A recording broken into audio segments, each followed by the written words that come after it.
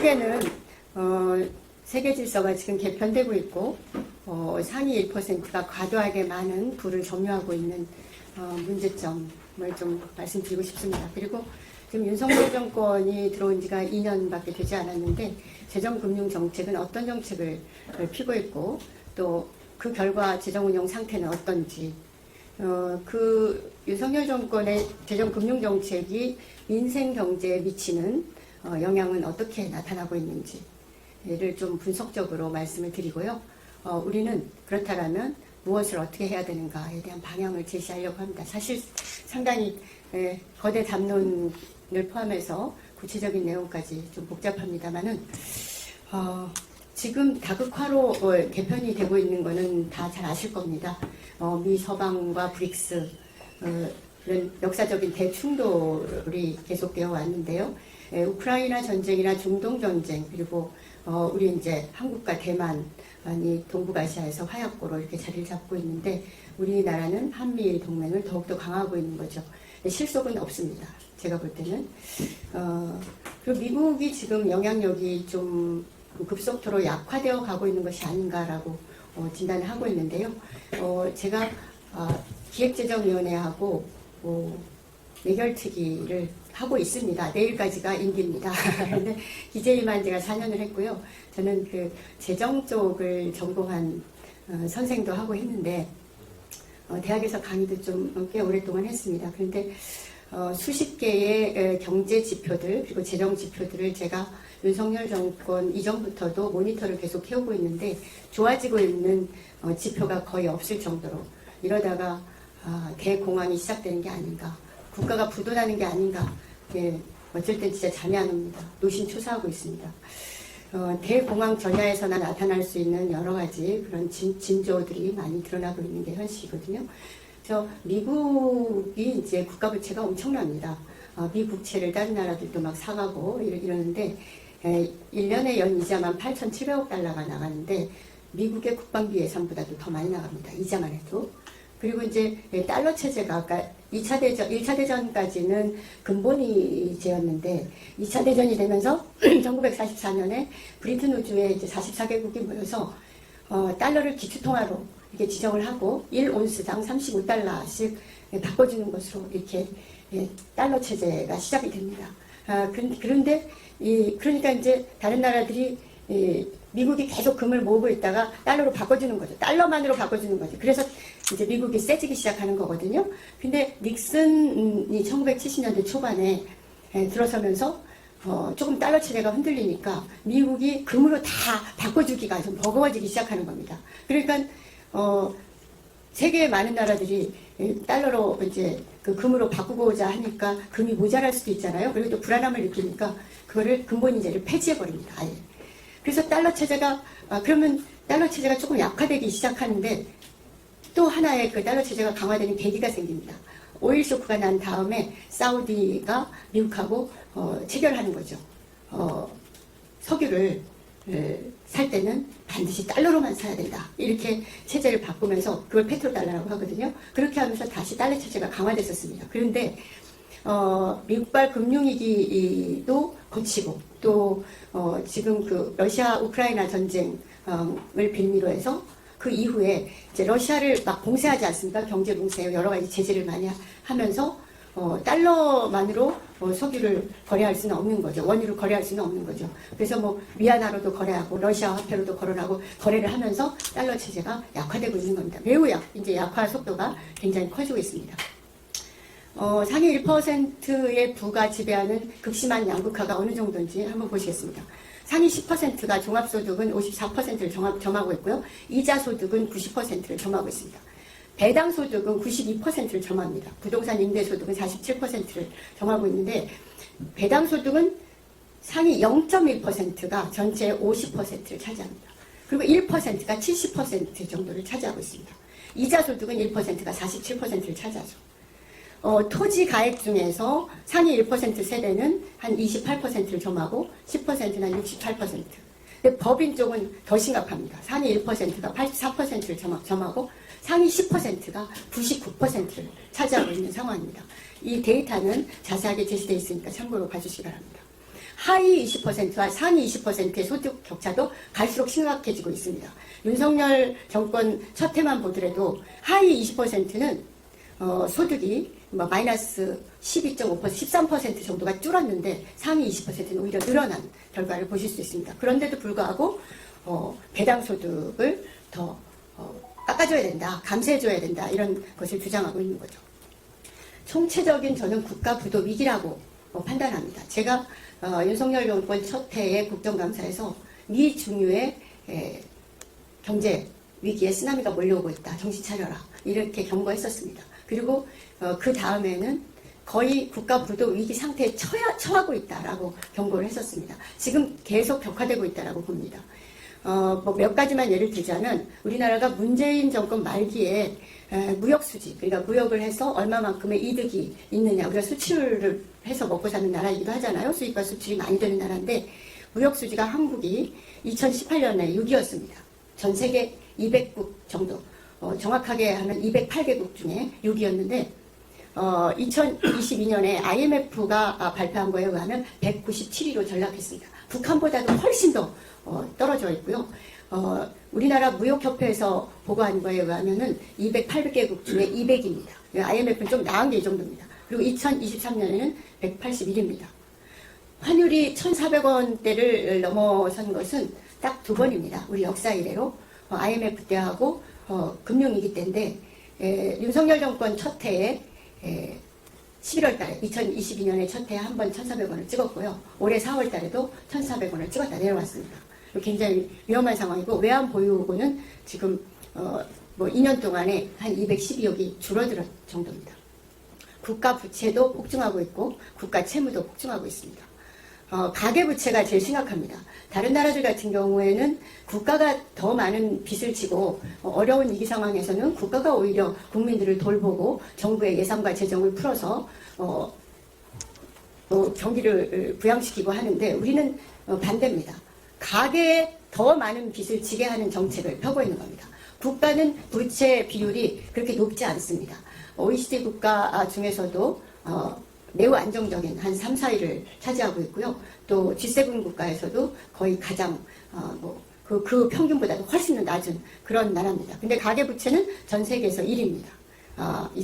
23년 작년 말 4분기 기준으로 해서 한 1,700조 원이 훨씬 더 넘는, 지금도 계속 증가하고 있는 추세인데 어쩔 때 가계부채가 조금 줄어드는 적이 있습니다. 그것은 가계가 좋아졌기 때문에 부채를 안 줘도 살 수 있어서가 아니라 규제를 강화하는 겁니다. 이제 은행들이 가계부채를 회수하지 못할 것 같으니까 더 까다롭게 만드는 거죠. 그래서 부채를 들어가지 못하는 상황이 되기 때문에 가계부채가 약간 줄어들기도 하고 다시 늘어나기도 하는 것이지, 최근에 와서 가계의 그 살기가 더 좋아져서 그런 게 결코 아니라는 말씀을 드립니다. 그리고 금융위기가 계속 가시화되고 있습니다. 부실 채권의 규모가 훨씬 더 많아지고 있고요. 특히 제2금융권, 제3금융권, 그림자 금융이라고 하는데 이런 새마을금고라든지 이런 완전히 연체율이 10%가 훨씬 넘어가고 있고 가속도가 붙어 있는 정도입니다. 그래서 지금 한 15년 정도 만에 최고치를 기록하고 있다. 매우 위험한 상황이다. 저는 국가가 부도 날지도 모른다. 부도 날 것 같다. 이런 생각을 계속 그 수치들을 보면서 많이 하게 됩니다. 그럼 윤석열 정권은 어떤 재정정책과 금융정책을 폈는가, 국가재정 운용 실태는 구체적으로 어떤 건가 잠깐 살펴보겠습니다. 예산하고 재정을 혼돈하기 쉬운데 예산은 돈이 들어오고 나가는 것만 다루는 겁니다. 세입과 세출만 다루는 겁니다. 근데 재정은 세입과 세출은 물론이고요. 자산관리라는 게 부채와 그 자본관리까지도 포함하는 거 아니겠습니까? 그러면 자산관리나 현금관리, 자금관리 이런 것들을 다 포함해서 재정이라고 합니다. 그래서 우리는 재정의 관점으로 봐야 더 포괄적이고 좀 본질적으로 볼 수 있다, 이런 말씀을 드리고요. 국가 예산 총 지출 한 656조 2014년에 지출 기준으로 그렇습니다. 일반에게 특별에게 기금을 설치해서 운영하고 있습니다. 이거를 국가 예산이라고 합니다. 예산은 일반에게 특별에게 기금을 예산이라고 생각하시면 됩니다. 일반에게 규모와 특별에게 규모는 제가 수치로 제시를 해드렸고요. 기금은 일반에게 특별에게는 1조를 쓰겠다라고 하면 가장 바람직한 게 1조를 다 쓰는 겁니다. 국민들을 위해서 들어온 모든 돈은 국민들을 위해서 다 지출해야 되는 게 원칙입니다. 그래서 돈을 남긴다고 좋은 게 아닙니다. 돈이 남으면 왜 돈을 그렇게 많이 남겼냐. 그 돈이면 얼마나 많은 사람한테 혜택을 주고 지원을 할 수 있는데 돈을 남겼단 말이야. 그래서 불용액이 왜 이렇게 높아 이런 것들을 따지게 되죠. 그런데 기금은 탄력적입니다. 1조를 쓰겠다고 했는데 1조 1,000억을 쓸 수도 있고 1조 2,000억을 쓸 수도 있습니다. 또 9,000억을 써도 되고 8,000억을 써도 됩니다. 옛날에는 위아래 50%의 탄력성을 부여했었습니다. 목적에 맞는 것에만 쓰면 되는데 쓰고 안 쓰고 하는 것은 탄력적인 것을 부여했는데 그러면 국가기관들은 각 부처는 기금을 많이 꿰차고 싶은 거죠. 그러니까 국가 예산 중에 주머니돈, 쌈짓돈처럼 쓸 수 있는 돈이 기금이다. 이렇게 생각하시면 돼서 기금의 규모가 많거나 기금의 숫자가 많은 것은 투명한 예산 운영을 저해할 소지가 매우 크다고 봅니다. 그런데 우리나라는 기금의 규모 한번 보세요. 엄청나죠. 218조를 2014년에 운영하고 있는 중인 겁니다. 자세하게 설명하기는 어려우니까는 우리나라의 세금의 종류는 14가지 종류의 세금이 있습니다. 그럼 국가 재정의 기초는 국민들이 내는 세금인 거죠. 물론 세금을 내지 않는 국민들도 있지만 저는 돈을 많이 버는 국민들은 더 많은 세금을 내야 된다라는 생각을 갖고 있습니다. 그래서 세금의 종류를 제가 이렇게 정리를 해드렸습니다. 지방세는 11개 세목이 있습니다. 우리나라의 예산 과정이 그러면 어떠냐 굉장히 궁금하실 텐데 이거 하나만 설명하는데도 제가 1시간 정도는 걸려야 되는데 보통 이제 중요한 예산은 이제 내년 예산은 올해 말 정도에 결정하는 거 아니야? 이렇게 생각하시기 쉽지만 그렇지 않습니다. 주요한 사업들은 내년 예산이라고 하면 올해 1월에 중요한 사업들은 거의 다 정리를 하고요. 2월달부터 4월달까지 국고보조사업이 있습니다. 지방자치단체는 가난한 지방자치단체가 많아서 국가에서 지원을 해줘야 운영할 수 있습니다. 우리나라에는 재정 자립도가 30%도 안 되는 지방자치단체가 100개 정도 되고요. 또 그 공무원 인건비도 그 지방세로 충당하지 못하는 지방자치단체도 많습니다. 그래서 국가에서 지원을 해주지 않으면 안 되는데 이 국고보조금 사업에 대한 의논을 4월달까지 어느 정도 이제 하는 겁니다. 그러면 5월달까지 각 부처, 우리나라의 그 각 부처가 5월달까지 자기 부처의 예산을 짜서 기획재정부에 냅니다. 그러면 기획재정부는 기재부는 예산을 편성하고 집행하는 거대 공용 조직인데 5월까지 짜면 6월, 7월, 8월 3개월 동안 예산을 짜서 8월 말 9월 초에 국회에 제출하게 됩니다. 그럼 국회가 이제 9월, 10월, 11월, 12월 2일까지 의결을 법적으로 심의 의결을 하게 되는 이런 과정을 거칩니다. 그러면 심의 의결이 되면 이제 1월 1일 다 내년도 1월 1일부터 예산을 쓰게 되는 겁니다. 그리고 그거에 대한 결산은 2월까지 자체적으로 이제 마무리하면 4월 10일까지 정부에서 기재부가 다 쓴 결과를 정리해서 감사원에 냅니다. 그럼 감사원이 잘 썼는지 못 썼는지에 대한 검사를 해서 그 결과를 국회에 보내는 겁니다. 그러면 국회는 결산 심의를 하게 되죠. 감사원이 보내온 자료와 정부가 보내온 자료를 동시에 그게 예산 편성과 심의, 집행, 결산까지의 과정입니다. 우리나라의 중앙과 지방정부의 구조는 이렇습니다. 왜 제가 자세하게 설명을 드리지는 않겠고요. 우리가 부처가 부가 19개 있고 처는 보훈처 이런 거 있잖아요. 그런 게 한 3개처, 청, 국세청이라든지 관세청 이런 포함해서 이렇게 돼 있고 국민권익위원회나 위원회 많지 않습니까? 인권위원회 이런 위원회들이 있습니다. 또 지방자치단체는 이렇게 배정이 되어 있고요. 공공기관은 327개가 있습니다. 굉장히 거대한 조직이죠. 공공기관의 예산은 아까 제가 일반회계, 특별회계에서 보여준 656조에 포함되어 있지 않습니다. 공공기관의 그 예산은 다 따로 되어 있습니다. 공기업이라든지 또 이런 공기업 이런 예산은 다 따로 짜고 따로 결산합니다. 윤석열 정권의 핵심적인 재정금융 정책은 재정의 기본적인 역할은 경기를 부양하고 자원을 재분배하고 소득을 재분배하는 게 기본적인 기능입니다. 근데 경제가 불황일수록 많은 나라들은 정부 예산과 재정을 확대합니다. 풉니다. 근데 우리나라는 지금 경기가 굉장히 위축되어 있는데 긴축 재정을 하고 있습니다. 더 줄이고 더 못 쓴다라고 강조를 하는 거죠. 우리 돈 없어서 못 써요. 경기도 안 좋기 때문에 우리 정부도 긴축해야 돼요. 이렇게 주장을 거꾸로 가는 정책을 펴고 있기 때문에 경제가 점점 더 악화되는, 가속화시키는 역할을 하는 게 아닌가 이렇게 보고 있고요. 적자나면 안 된다. 건전재정을 해야 된다. 물론 국가도 여유가 있을 때는 건전재정을 해야죠. 근데 지금 가게들은 엄청난 빚을 지고 있는데 정부는 건전재정을 해야 된다고 하면서 준칙을 주장합니다. 그래서 국가 채무는 GDP 대비 60%를 넘으면 안 된다. 또 관리재정 수지는 마이너스 3% 이상 되면 안 된다. 이런 거를 법으로 정하겠다. 재정 준칙을. 그래서 그것을 넘기면 안 되도록 하는 그런 법을 정하겠다라고 법을 계속 내고 있는데 사실 민주당이 그걸 계속 거부하고 반대해서 상정만 되어 있지 의결을 못하고 있습니다. 그리고 내일이면 이제 끝나기 때문에 모든 법은 지금 수천 개의 법안이 의원들이 낸 법안 또 정부에서 낸 법안들이 자동 폐기됩니다. 임기와 더불어서 의결되지 못한 법은 임기가 끝나는 동시에 자동으로 모두 폐기됩니다. 그래서 22대 국회에서도 자동 폐기되는 법안이 수천 개 됩니다. 그러면 다시 이제 재정 준칙을 만들고 싶으면은 다시 내야 됩니다. 22대 국회에서. 그리고 부자들에게 대폭적으로 세금을 깎아줍니다. 이명박 정권에서도 그런 정책을 폈는데 그보다 더 심하게 여러분들은 언론에서 법인세를 깎아주는 것만 생각하실 수 있는데 법인세 과표 구간이 몇 구간이 있습니다. 근데 3천억 이상 버는 법인들은 0.01%입니다. 그 법인들에 대해서만 세금을 3% 깎아주겠다.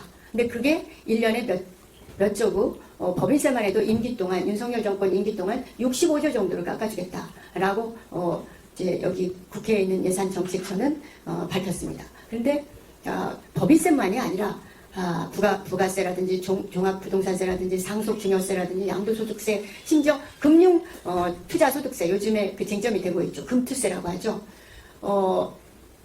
주식에 투자를 한다든지 또는 예금을 통해서 수익을 얻는다든지 이런 5천만 원 이상 수익이 나는 사람들에 한해서 세금을 매기겠다. 대신 주식 양도거래세, 지금은 주식을 거래하는데 손해를 엄청나게 많이 봤어요. 나는 1,000만 원을 투자했는데 25%, 50%를 손실났다. 그래도 주식 거래세를 냅니다.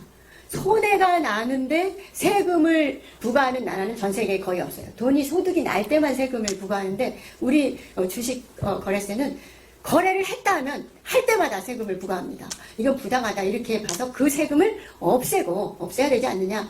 이익이 날 때만 부과하게끔 바꾸고 그 대신 금융투자소득세가 5천만 원 이상, 그러니까 5천만 원 이상 금융투자소득을 내는 사람들은 그렇게 많지 않습니다.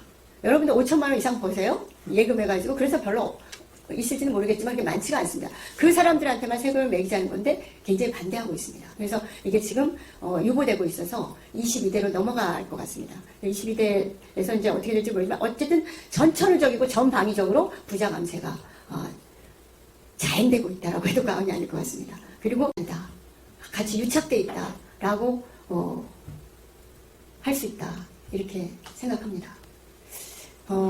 부자 감세는 어떤 사회적인 공동체를 약화시키고 저는 심지어 역사적인 범죄 행위다 이렇게 일갈하고 싶습니다. 이것이 기득권의 이익을 대변하는 끝없는 감세 조치가 지금도 계속되고 있는데 이것이 재정 위기로 되고 있고 또 경기 위기로도 파급되고 있고 민생 위기로 확대되고 있다. 민생을 벼랑 끝으로 몰고 가는 부자 감세다라고 생각을 합니다. 그에 대한 심판이 바로 22대 총선 결과가 아닌가. 꼭 부자 감세만이 아니라 윤석열 정권의 이런 어떤 부자들을 지원하고 또 감세 정책을 하고 이런 부분들이 그거에 대한 심판일 수 있다 이렇게 생각을 하고요. 윤석열 정권 들어와서 세수가 펑크나는 겁니다. 세수가 펑크난다는 건 뭐냐면 세금이 300조가 들어올 것 같아요. 라고 세임 예산액을 짜는 겁니다. 그런데 300조가 안 들어오는 겁니다. 세수가 51.8조, 52조 정도가 줄었고요. 올해는 더 심해질 것 같습니다. 2022년이 윤석열 정권이 들어온 첫 해인데 1년 만에 52조 정도가 줄었습니다. 그 가장 본질적인 이유는 부자 감세입니다. 그리고 세금이 300조가 들어올 것 같다. 그러니까 부자 감세는 별도로 세금이 줄은 건 줄은 거고요. 세금이 이만큼 들어올 거라고 예산을 짜서 냈는데 안 들어온 겁니다. 그게 53조가 펑크난 겁니다. 그럼 53조의 그 정부 예산은 균형 예산이라고 합니다. 세입과 세출의 액수가 똑같아야 됩니다. 아까 그런 이유입니다. 모두 들어오는 돈은 모든 국민에게 다 한 푼도 모자라거나 남김없이 되돌려줘야 된다. 그런 의미에서 세입과 세출의 액수가 정확하게 똑같은 거죠. 근데 가정 같은 경우에는 어떻습니까? 우리가 내년에 우리 가족들이 5억을 번다 또는 뭐 2억을 번다. 그런데 우리는 1억 5천만 쓰고 5천만 원은 저금을 하자. 이런 게 가능한데 그런 계획을 세우지 않습니까? 계획을 세우는데 정부는 그렇게 세우면 안 됩니다. 반드시 5억을 벌면 5억을 다 써야 되는 것으로 예산을 짜는 거죠. 그런데 펑크나면 그만큼 어디에선가 돈을 못 쓰게 되는 거죠. 그러면 국민들이 피해를 보게 되는 거지 않습니까? 그래서 근데 윤석열 정권 취임 일주일 만에 세금이 남을 것 같다라는 거예요. 세금이 더 많이 들어올 것 같다는 거예요. 초과 세수가 들어올 것 같다는 거예요. 그래서 53조를 포함해서 일주일도 안 돼서 추경 예산을 편성을 했어요. 68조를. 근데 세금이 56조가 아예 안 들어온 겁니다. 그럼 1년 만에 어떻게 됐어요? 한 9조 정도? 100조가 넘는 세수 오차가 발생한 거랑 마찬가지인 겁니다. 많이 들어올 거라고 해갖고 예산을 짜갖고 썼는데 50몇 조가 안 들어오니까 더 들어온다는 거하고 덜 들어온 것까지 합하면 110조 정도가 사실 오차가 발생한 거죠. 그 오차가 14%가 넘는 거예요. 전체 예산에게. 이게 말도 안 되는 짓을 하는 겁니다. 이거 뭐 생각 같아서는 다 처벌하고 구속시키고 싶어요. 근데 세목별로 보면 아까 이제 세금이 14개 종류의 세목이 있다고 했잖아요. 법인세의 세수 오차는 무려 23%, 양도소득세 41%, 종부세 20% 정도의 세수 오차가 발생합니다. 오차는 우리가 생각할 때 여론조사를 해도 플러스 마이너스 뭐 5%입니다. 그러면 신뢰할 수 있어 이렇게 생각하지 않습니까? 근데 정부 예산이 1년에 14%의 오차를 발생하는 걸 누가 용납하겠어요? 적어도 오차는 플러스 마이너스 5% 정도는 그래도 용인할 수 있지만 이렇게 많이 1년 사이에 오차가 나는 걸 용인할 수 없는 거죠. 뭐 법인세 그래서 제가 예산정책 저축에 국회에 예산정책처라고 의원들의 예산 심의를 도와주는 부처가 있습니다. 거기서 추계한 윤석열 정부의 부자 감세 세수 효과, 그러니까 얼마큼 줄어들 것 같냐라는 것을 나타냈는데요. 뭐 2022년도만 해도 64조 정도가 그 부자 감세로 줄어들다고 이렇게 보고를 하고 있고요. 국회 의결 개정 세법에 의하면 한 4조 8천억 이런 식으로 해서 법인세율 인하로 인해서는 15조 정도, 뭐 자회사 배당금 이중과세 조정으로 해서 3조 7천억 정도 이렇게 세금을 깎아주고 있다. 참고로 보십시오. 금투세 깎아주는 것만 해도 금투세를 시행하지 않는 것만 해도 4조의 세수가 줄어든다 이렇게 돼 있고요. 이걸로 인해서 중앙정부만 문제가 생기는 게 아니라 지방재정도 대규모로 지금 빚을 지고 있습니다. 지방채를 발행하고 있습니다. 교부세를 못 줘가지고요. 교부세가 12조 정도나 지방자치단체에 감소했습니다. 그러면 지방자치단체가 중앙정부에서 법정으로 19.24%의 교부세를 주도록 돼 있는데 안 주는 겁니다. 법에 정해져 있는데도 안 주는 겁니다. 못 주는 겁니다. 못 주겠다라고 하는 거죠. 그래서 제가 지방자치단체장들한테 중앙정부를 상대로 소송을 제기해라. 법에 정해져 있는 거는 줘야지. 이게 말이 되냐라고 소송을 제기하라고 했더니 지방자치단체장들이 그러면은 보복당한다. 무서워서 못한다. 그런 의원들이 주장해 주세요. 이렇게 얘기하더라고요. 그래서 한 명도 소송을 제기하고 있지 못합니다. 지금 지방채를 어마어마하게 발행하고 있습니다. 거의 저는 정부가 분식회계를 밥 먹듯이 하고 있다고 생각합니다.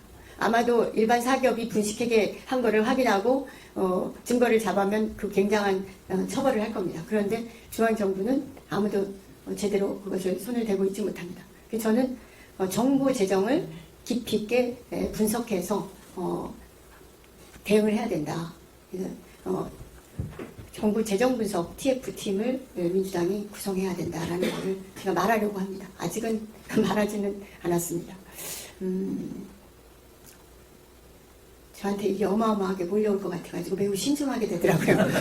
공천도 못 받았는데 국가재정 분석해가지고 대안을 마련해서 내놔라.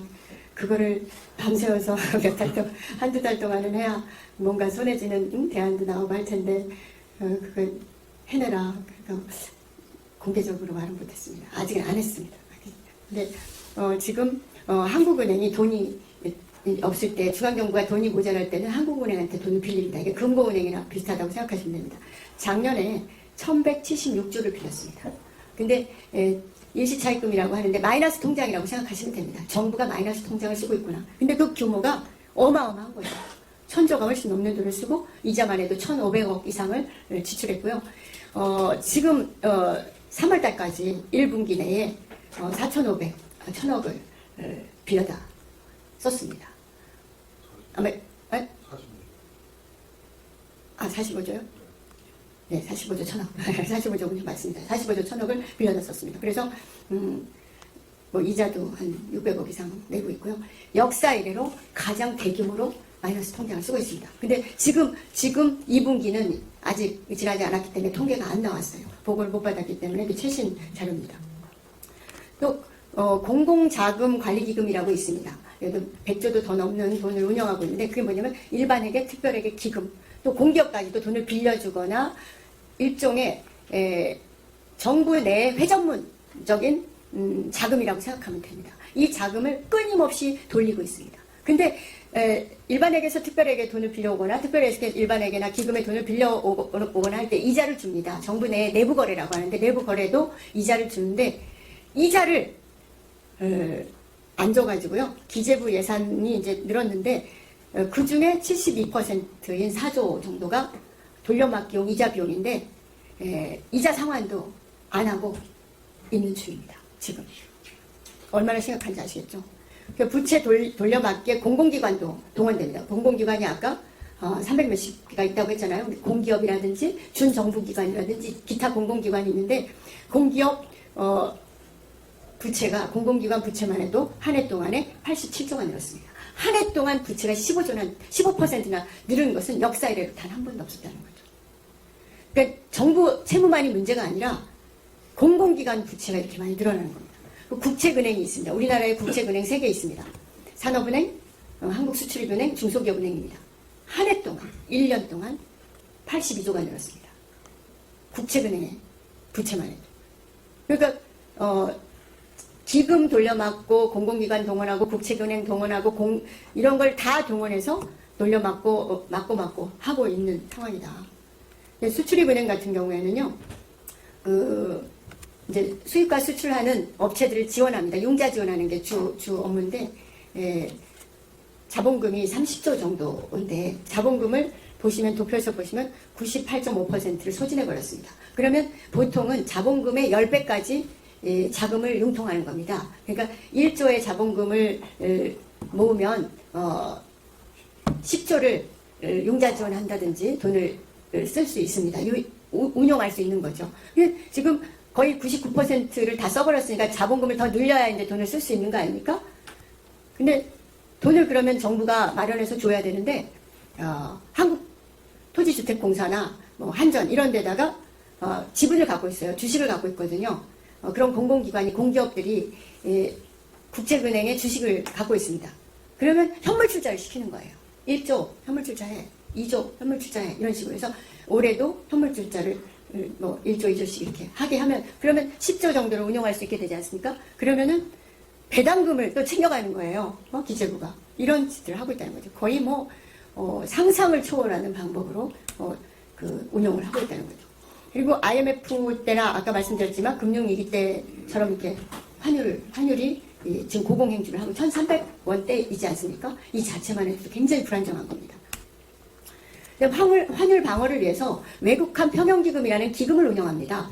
그러면 이제 우리는 미국 국채도 많이 보유하고 있고 이 외환위기를 한번 겪으면서 우리나라가 외환 보유가 상당히 높았어요. 근데 그거를 막 까먹고 있는 겁니다. 급속하게 까먹고 있는 겁니다. 그리고 또 한편으로 돈이 부족해서이겠죠. 외평기금까지도 끌어다 돈을 써버리는 겁니다. 그래서 40조를 끌어다 쓸 수밖에 없다. 펑크 났기 때문에 재정이 세수 펑크가 이렇게 심각해서 53조나 났기 때문에 3조나 났기 때문에 우리가 돈을 어디에선가 마련해야 되는데 우리는 이런 기금이라도 끌어다 쓰겠다 해서 20조를 돌려막았어요. 그걸로. 그리고 외환 보유고 계속 줄어들고 있는 거죠. 국가 채무는 뭐냐면요. 현금으로 갚아야 될 빚인 겁니다. 부채하고 채무는 다른 개념이에요. 근데 채무가 윤석열 정부는 이렇게 얘기합니다. 문재인 정권에서 400조의 채무가 늘어났어요. 이거는 역사 이래로 최고 규모로 늘어난 겁니다. 그러면서 막 공격을 합니다. 근데 그거는 코로나 위기에 재난지원금 같은 걸 많이 지원하지 않았습니까? 몇십 조씩 이렇게 지원을 했고 코로나 위기를 극복하느라고 돈을 써서 그런 건데 지금 윤석열 정권 1년 동안요 97조가 늘었습니다. 그리고 지금도 계속 늘어나고 있습니다. GDP 대비 국가 채무가 50.4%인데 작년 말 기준. 근데 그러면 국가 채무가 엄청나게 심각하냐? 그렇지는 않아요. 아까 말씀드렸듯이 가계 부채가 정말 심각해서 가계가 다 막 흔들흔들하는 거지. 국가는 그래도 국가도 지금 흔들흔들하는 거죠. 근데 다른 나라에 비해서 국가 채무 비율이 높지는 않습니다. 일본 같은 경우에는 252%입니다. GDP 대비 엄청난 부채죠. 미국 같은 경우에는 122%입니다. 국가 부채가. 채무가요. 부채가 아니고. 그리고 이탈리아도 한 130% 정도 되는 것으로 기억하고 있고요. 프랑스, 또 캐나다 이런 나라들 다 100% 넘습니다. 독일만 빼고 G7 국가 굉장히 심각합니다. 우리는 아직은 굉장히 양호한 편이라는 거죠. 근데 문제는 속도가 계속 가파르다는 거죠. 보시죠. 2022년 5월 달에 이제 윤석열 정권이 들어섰는데 2022년에 그림 보이시죠? 굉장히 가파르고요. 2023년은 코로나도 다 끝났는데 굉장히 가파릅니다. 그래서 속도가 지금 상당히 심각해지고 있다. 국가 부채는 빚을 계산하는 방법이 세 가지가 있어요. 국가 빚을. 그래서 채무는 중앙정부와 지방정부가 지고 있는 현금으로 갚아야 될 돈을 빚을 채무라고 하고요. 여기에다가 비영리 공공기관의 빚을 더한 게 D2라는 일반적 부채입니다.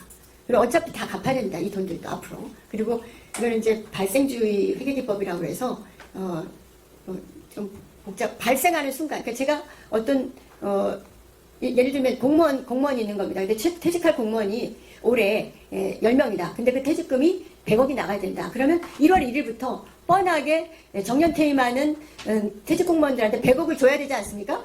근데 결과만을 기록하는 건 채무고요. 부채는 발생하는 순간 부채로 기록을 해놓는 겁니다. 어차피 올해 말 안에 100억이 나가야 되지 않습니까? 퇴직금으로. 그게 더 정확합니다. 그래서 발생주의 기법, 복식부기가 훨씬 더 투명하고 정확한 회계기법이다. 이렇게만 생각하시면 될 것 같습니다. 그리고 여기에다가 비금융공기업의 부채를 더한 방식이 있어요. 이건 이제 국제 기준에 의해서 이런 여러 가지 방식으로 계산하면 우리는 D1인 경우에는 50.4%지만 D2인 경우에는 훨씬 더 비중이 높아지고요. D3는 더 많이 높아집니다. 재정수지는 돈이 들어오고 나간 일반에게 특별에게 기금에 손실이 얼마 났느냐, 이익이 얼마 났느냐, 당기순이익은 얼마 났느냐, 회사로 치면은 그겁니다. 근데 우리는 적자가 엄청나게 심각합니다. 통합재정수지는 전체를 다 통합해서 적자가 얼마 나고 흑자가 얼마 났냐는 건데 2023년 작년 결산 기준으로는 37조가 적자 났습니다. 우리 적자 운영입니다.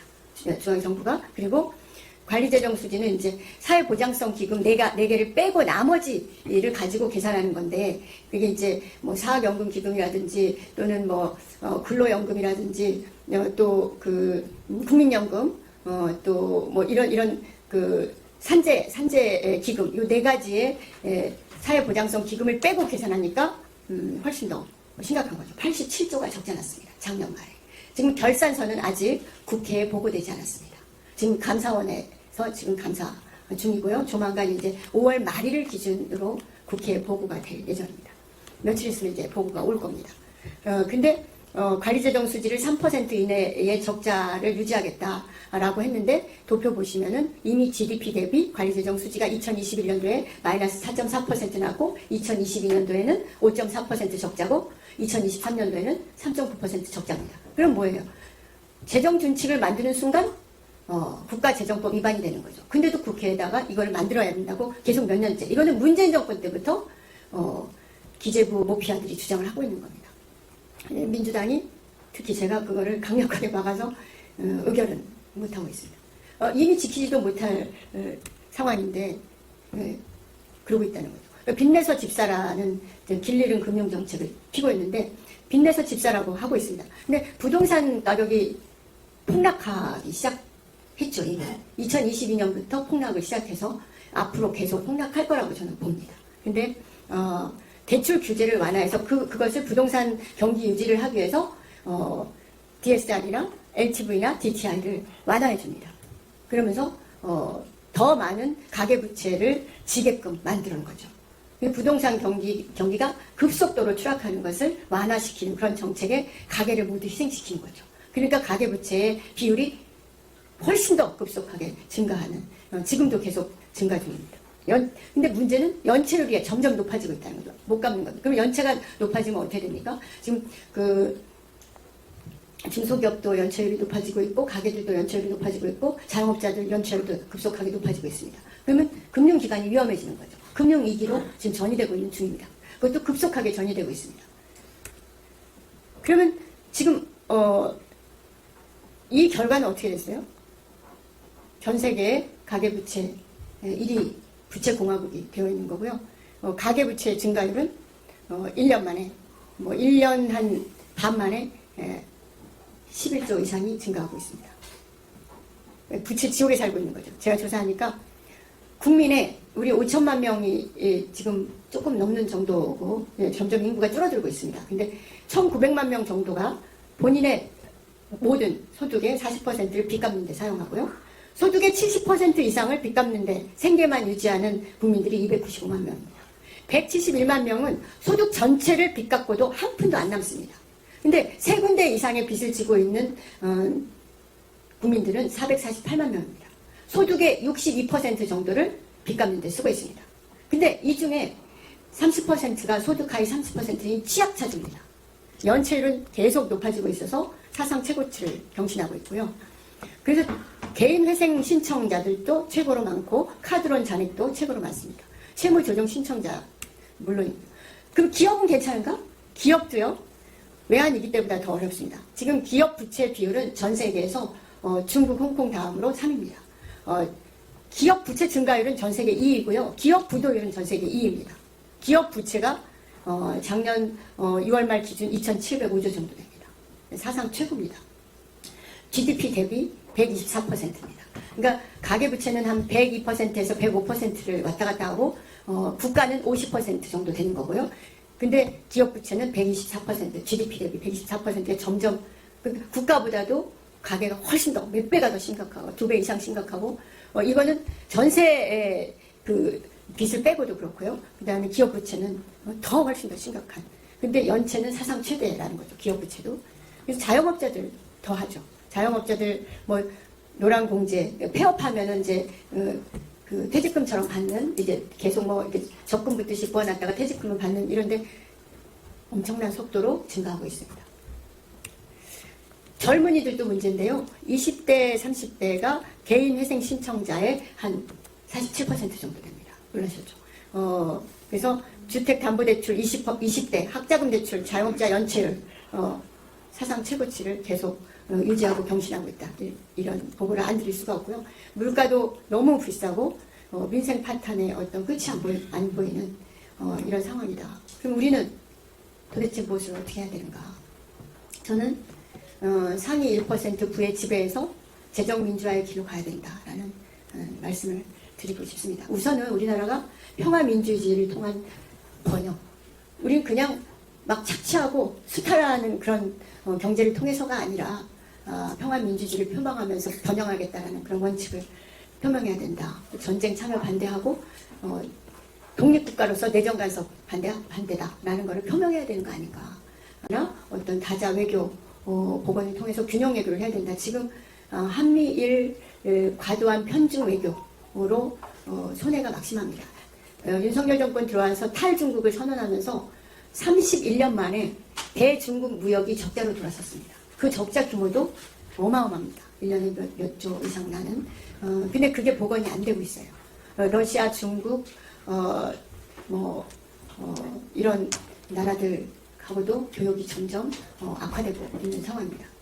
그래서 국익 중심의 경제를 표방해야 된다. 다른 나라들은 유럽 같은 경우에는 외교 안보는 미국하고 공조를 하지만 경제 문제에 있어서는 러시아나 중국, 인도라든지 브라질 이런 나라들하고 힘을 합하고 그러는데 우리는 외교 안보뿐만 아니라 경제도 한미일 공조 만 강조하다가 그렇다고 미일이 우리한테 이득을 주냐 전혀 그렇지 않습니다.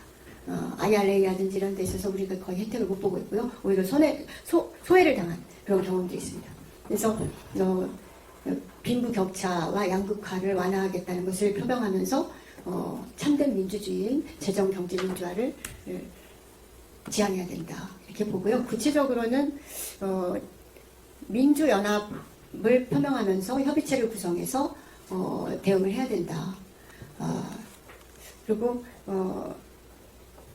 재벌개혁, 또 산업 개편, 이런 또 헌법 개정 이런 것들을 준비해서 대응해야 된다. 그리고 DJ 대통령께서 대중경제로를 표방했는데 우리는 신대중경제로를 표방하면서 신경제를 표방하면서 나가야 된다 이렇게 보고요.